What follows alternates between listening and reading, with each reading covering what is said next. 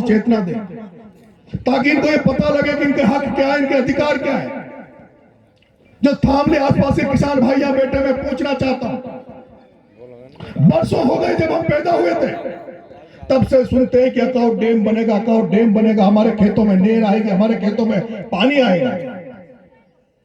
इस बात को सुनते सुनते हम भी जवान हो गए, जो जवान थे वो बुजुर्ग हो गए। लेकिन आज 30 साल 40 साल होने के बाद भी ना तो वो अकाउंट डैम बना, ना नहर बनी, ना अब तक हमारे खेतों में पानी आया।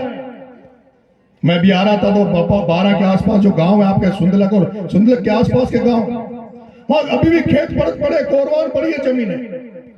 लेकिन यहाँ के नेताओं को किसानों की चिंता नहीं थी, यहाँ के नेताओं को गांव के लोगों की चिंता नहीं थी। यहाँ के लोगों को अगर चिंता थी तो केवल अपने घर भरने की, धंधा, उद्योग धंधा और उनके जो कुछ गिनती के लोग थे उनको स्थापित करने की चिंता थी। और यही कारण था कि पहली बार जब मैं पिछली बार देश में किसान आंदोलन हो रहा था, उस किसान आंदोलन में मैंने जो भूमिका निभाई, और फिर मैंने देखा कि मुझे हाड़ौती में भी किसानों की आवाज को उठाना चाहिए। और जब आपका बेटा किसानों की आवाज उठा रहा था, तो अगर किसी और जाति का होता,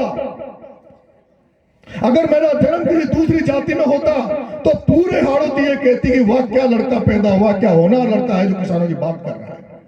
लेकिन मैं मीणा समाज में पैदा हुआ। अब इसमें मेरी तो क्या गलती है, भगवान ने मुझे मीणा के घर में पैदा कर दिया।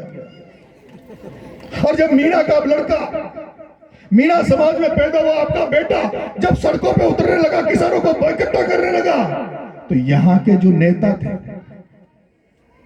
जिनको हम वोट देते थे, मंत्री बनाते थे, एमएलए बनाते थे, उनको चिंता होने लग गई। उनको चिंता इस बात की होने लग गई, ये कहां से अटका, ये कहां से आ गया। अगर ये जनता को जगा देगा, किसानों को जगा देगा, ये गांव के लोगों को जगा देगा, तो हमारी दुकानें कैसे चलेगी, हमारी राजनीति कैसे रोटियां सेकेंगे, हम तो बन गए, हमारे बच्चों का क्या होगा। उनको चिंताएं सताने लगी। मैंने किसी नेता के खिलाफ कोई लड़ाई नहीं लड़ी थी। लोग कहने लगे तो प्रमोद जैन भाया के पीछे पड़ गया। मेरी प्रमोद जैन भाया से कोई लड़ाई नहीं थी।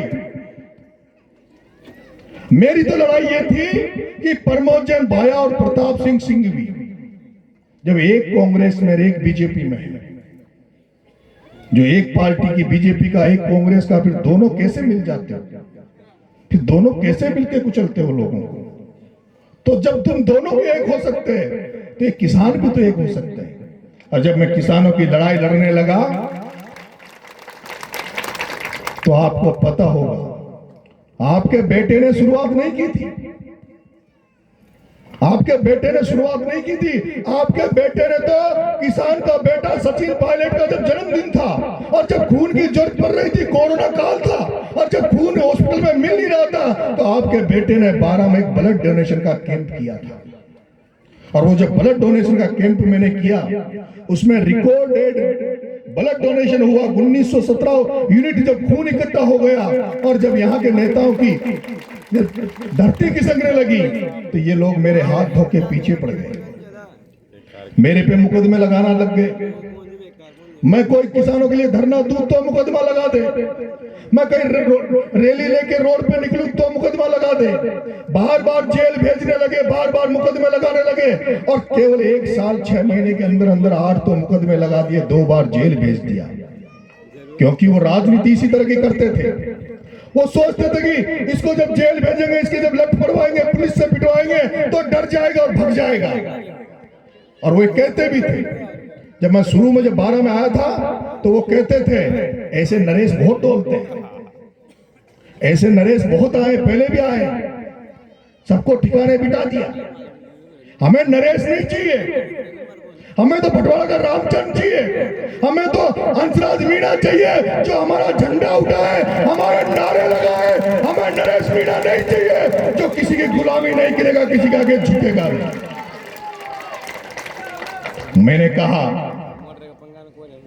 मैं महाराणा प्रताप के पद चिन्हों पे चल रहा हूं, मैं झांसी की रानी के पद चिन्हों पे चल रहा हूं।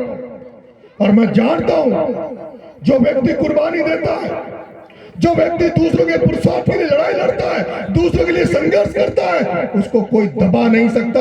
हो सकता है मुझे राजनीति में कुछ मिले कि ना मिले, पर जनता के दिलों से मुझे कोई निकाल नहीं सकता।